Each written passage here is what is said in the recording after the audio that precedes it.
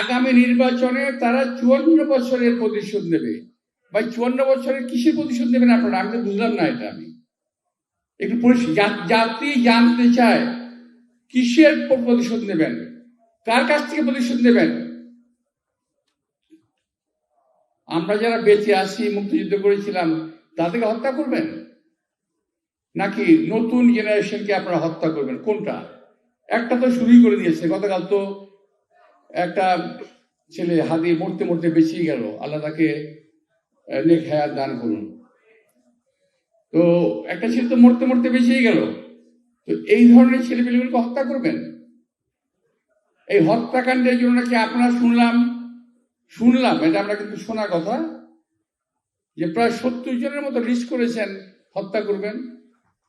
প্রায় আমরা ফোন পাই, আমার বহু নেতা কর্মী ফোন পেয়েছে, সাবধান হয়ে যান।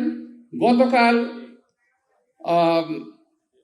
একটা ছেলেকে, আমার এখানে আসা যাওয়া করে সাংবাদিক, তাকে গতকাল রাস্তায় অস্ত্র উঁচি হুমকি দিয়েছে, বেশি বাড়াবাড়ি করলে মেরে ফেলবো। গত রাত্রে সে তাকে জিডিও করেছে। তো যাই হোক, আমরা বিএনপি সকল রকম হত্যাকাণ্ড থেকে দূরে থাকতে চাই, দূরে আছি, দূরে থাকব। কিন্তু যারা হত্যাকাণ্ড চালিয়েছে, হত্যাকাণ্ড চালানোর চেষ্টা করবে, তাকে বিএনপি সকল সময় প্রতিরোধ করবে। আপনারা ভাববেন না এই কথাটা যে আমরা নীরব আছি, নীরব থাকবো, এটা বলেছি, তার অর্থ এই না গায়ে যখন আঘাত আসবে আমরা আপনাদেরকে সালাম দিয়ে চলে যাব, এই কথা ভাবার কোনো সুযোগ নাই।